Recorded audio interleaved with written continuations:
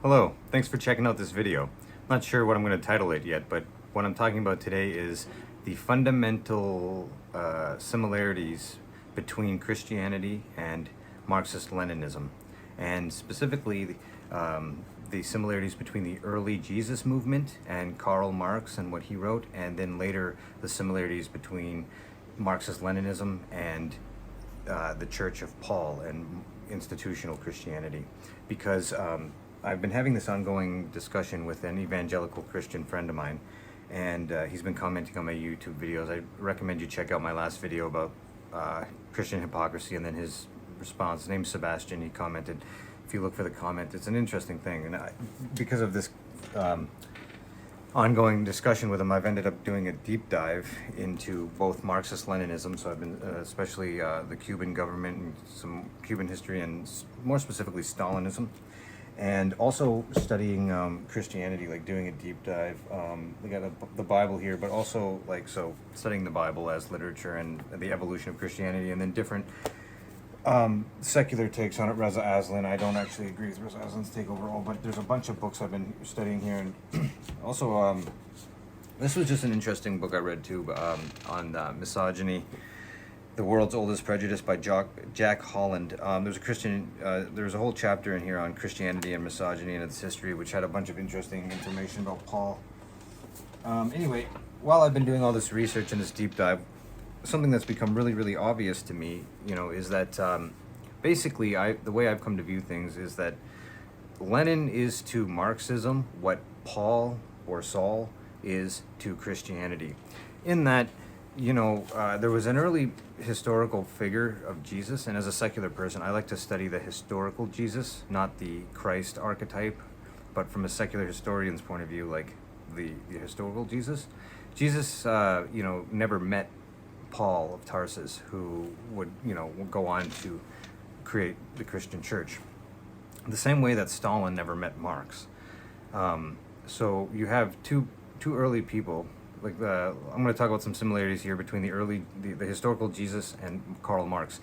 They were both people who basically were promoting a revolutionary movement against the status quo. So both Christianity and Marxism started off as revolutionary movements against a current status quo. And then over time, these revolutionary anti-status quo ideas and egalitarian ideas were mutated and morphed as they became the status quo, as they became the dominant form of government or social organization. And in doing so, they fundamentally change. They have to, because that's a major difference, and we are human primates, and we use religion to build society. And so if you have a big picture view of human civilization from the beginning, from our ancestors being just hunter-gatherers to actually developing civilization, if you have a big picture view of that, you kind of have an appreciation for religion and how it evolves and co-evolves with the economy and with civilization, these things and how they work together. So there's a very interesting similarity here, in that the early Jesus movement, Jesus was a Jew, and very little is known about him, other than very, very little consensus is known about the historical Jesus, other than his birth and the fact that he died in a certain year by crucifixion, was a Jew who seemed to have a small movement of Jewish followers, but a radical interpretation of Judaism. A few basic things. Other than that, there's not a whole lot that is universally known about this character. Later on, Saul of Tarsus, was a Hellenized Jew. This is just a little secular history for those of you who are interested that are not, fundamentally religious. This requires understanding a bit about the Roman Empire and, the state of Jews at the time and stuff. But Saul of Tarsus was a Jew who was a Hellenized Jew, so he was educated and he could read and write, and he was familiar with the Hebrew Bible and also Greek and Roman history, and especially Greek mythology and Platonism and Greek metaphysics. And he was also a Pharisee who was rabidly against the Jesus movement, until conveniently he suddenly had a change of heart and said that God had spoken to him divinely, and he was now going to be the voice of the Jesus movement. You can see how that would look to somebody who's not religious on the surface. And then Saul changed his name to Paul, and he starts the church. And then there's the Council of Nicaea much later, where things are kind of like very, very formalized and into modern Christianity, and there's the history of how it becomes the Roman state religion. And at this point, Christianity has, morphs into something that doesn't seem to resemble the historical Jesus' teachings at all. It seems that the historical Jesus was teaching a type of Gnosticism, which was probably influenced by the fact that the region he was living in was a trade zone. A lot of people passed through it, and he was probably most likely very familiar or exposed to Buddhism and Hinduism, Greek stuff, and had had knowledge of a bunch of different ideas, and was teaching a form of Gnosticism, which I can make another video about. And then he seems to have been radically egalitarian. Interesting thing, these are some reasons, I personally, the more I've learned about this, the more I personally resonate with the historical Jesus and with Karl Marx, and the more I dislike Marxist-Leninism and modern Christianity as an institution, and I see them as opposite things. So like, I really identify with the historical Jesus and with Karl Marx. With the historical Jesus, there's one word in one passage in the Bible, I believe, where his occupation is, he's called a tecton, which is, I was raised with the kind of Christian symbology where Jesus was a carpenter, but really the word tecton just kind of implies day laborer. And as someone who's basically not, a day laborer, I'm at the bottom of, this Western capitalist system. I resonate with that about Jesus. And Jesus was basically preaching empathy and compassion for, marginalized people, the general things that the left stands for politically today, and empathy, personal development. He definitely wasn't about hierarchy. The kingdom of God is within us. I think also, I've been studying the evolution of what I consider the evolution of the Hebrew Bible. I guess it's been developed by humans, and why, and I view it as literature, but also the modern Bible. So a lot of these, I think that later on a lot of wisdom and metaphors were encoded into how you want to interpret the Bible, which is really, really interesting. I think that came after Jesus, but the historical Jesus probably was, teaching these things. It doesn't seem, by both versions, like the institutional Christianity and the historical movie, seems to not be impressed by the rich either. Like, I'm an anti-capitalist guy. He was really about calling out hypocrisy, focused on hypocrisy. The historical Jesus doesn't seem to have said in no way. I don't think he had anything against homosexuality or any of that stuff. I don't think he was about that. I think he seems to be much more in line with my metaphysical beliefs than modern Christianity. Paul's church obviously evolved into Catholicism, and then the branches of the Orthodox Church, and then you have Protestantism, and then evangelicalism. You have all these things, these 1,400 current denominations of Christianity, even Mormonism. That they all become, let's stick with Catholic Church. It became hierarchical. You look at the Pope today, or some of the recent popes. They're literally sitting on gold thrones they look like Emperor Palpatine in Star Wars, with scepters with gold all over them. And it's like, this is not. I think if Jesus came back, the historical Jesus, and looked at what the Catholic Church was today, he would be like, what the fuck? This isn't. I didn't say anything about any of this. And I think if Karl Marx, had been able to come to life and look at, Stalinist Russia and the gulags and everything, he would have been like, what the fuck is this? I didn't say anything about this. The average modern person in a Canadian society, I don't think understands the differences here. Because when somebody hears communism or Marxism, they immediately think of in most cases, like Marxist-Leninism, because we live in an American society that's just brought up on American imperial propaganda. So it's just the way we're trained to think. When it comes to Karl Marx, Karl Marx is a German philosopher. I'm part German. I consider myself an amateur philosopher. I like to bitch and rant about capitalism a lot. I am, the only reason, I've actually worked a lot. I'm always working, and so I'm not actually leeching off anyone else's money or anything. I'm more like Jesus in the sense I'm a day laborer and like just eking by, making the cost of living.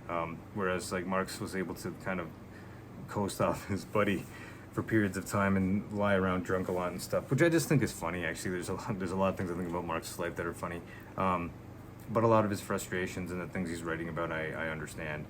And a lot of it's coming, Marx had a lot of health problems and he was fucking living in poverty, so I understand, like, he was why he'd eat booty all the time. But the more I understand about the actual guy, the more I kind of like a lot of them. He's funny, good with rhetoric, and just, calling out religious bullshit in his time, and really criticizing capitalism, and really trying to bring people back to, like, focusing on some really obvious blind spots that people now have. So I like Marx, and I don't think that, and I like his end goal to his idea, like what the ideal, like, he was writing in the 1800s, right? He did not foresee Marxist-Leninism or Stalin or any of that stuff, and that wasn't his vision. So, like, when you look at actual Marx and Das Kapital and stuff, I think there's a lot to like there. I'm not just a Marxist with a capital N, but I'm just a guy who's read Marx and appreciates it. Same thing with the historical Jesus. I like pretty much everything I've read about the historical Jesus. It all seems positive, especially for the time that he was living in. And the metaphysics I don't have any problem with. His concept of a monad, that he, or one universal Godhead, that has a very different concept than the Yahweh in the Bible. Very, very different. I like all that. Paul's Christianity, or modern institutional Christianity, Orthodox Christianity, the Catholic Church, evangelical Christians even, I don't like any of that stuff really. I think it's misogynistic, anti-gay, all based on a guy who was an obvious con artist, who, not just a con artist, but just this clever politician who's probably working for the state of Rome as well as a way to integrate Jews back into the Roman Empire in a clever way. Paul's an educated guy, but also clearly an incel. Just an interesting figure to learn about, like his views on sexuality and women. Oh yeah, the early Christian church was heavily supported by women, because the church at the time, the early Jesus movement, was was more egalitarian than the Roman Empire's normal way of society, and even their religions and everything, even worse than Christianity in terms of misogyny. So women were a huge part of actually building the original Christian church. Much later, all this other stuff comes about. I also think that, priests being celibate is weird, and it's mostly about two things. A lot of priests are gay, and there's a lot of gay subculture in the background of the Catholic Church. The gay population, so you have a different view of everything than, evangelical Christians have, because for me, I understand that homosexuality is a natural part of the human population, even for a reason. It serves a purpose in nature. It frees up about 10% of males from focusing on being parents, because once you become a parent, in tribal setting or even today's life, you're basically consumed by the need to always be working to feed the child. But the naturally born homosexual population seem to they do measurably have an above average IQ than the straight population, and they're freed from the reproductive pool. So they usually become the ones who are more of the engineers behind culture, the shapers of it. And just a lot of, same thing with schizotypal personality disorder, behavioral biology. The idea is that it exists today. Schizophrenic people exist today because of a gene that's kind of gone wonky, that was originally at a lesser degree beneficial to the tribe, because it's what actually most shamans are in early settings were probably schizotypal personalities that were generating all this stuff. So anyway, the Catholic Church, their whole stance on celibacy, from a cultural engineering point of view, is a combination of, like, a lot of priests are gay, and it's just an easy way to tell everyone that they're celibate so that they don't suspect that they have a second life going on. And then also the obvious fact that the church doesn't want priests gaining wealth and then leaving that to their kids through inheritance. They just want the wealth to remain within the institution. So it's just practical things like that. And then I think it's weird to have, like, a guy who's never had sex be trying to counsel other people on their marriages or something like that. It's very, modern Catholicism and Christianity is very bizarre to me, for reasons like that. What else did I want to say about it? Yeah. So I just thought it was interesting. Like, the more history you learn, if you study the original Jesus and his teachings, the historical Jesus and his movement as a Jewish sort of rabbi and stuff. And even and then you read Marx and you study Marx directly, and then you learn more about Marxist-Leninism, and then you read more about institutional Christianity. The two books I've been using most for where'd they go? like you know, my whole like I've been studying the Bible my whole life from a highly Christian religious area with many denominations of Christians, but also just to get an English degree, you have to study the Bible because it's literature. For a touch up, these are older books from the '60s, but that's why I wanted to touch on them. Just like I was going through these, one book on Catholicism, one book on Protestantism, just to kind of, you know, study the schism more and get the history behind it. So, you know, I'm talking broadly here about both, you know, the Catholic Church and the Orthodox Church and Protestant denominations. I mean, to me, it's all human. Like the religions are an evolved product of these different groups of doing primate behavior. So it's, you know, metaphysically, I just think it's all kind of interesting to look at. And again, my overall point is that when you learn more about this, you kind of see the way that, you know, Saul of Tarsus is to Christianity and to Jesus what Stalin really in a way is to Marx and Marxist Leninism and communism. The original people are revolutionaries against the status quo who are looking at society from the bottom up and are, you know, empathetic to the poor and more concerned with trying to set up a society that's taking care of everybody. And then you fast forward to these movements when they flipped and have expanded into institutions that are the governing status quo.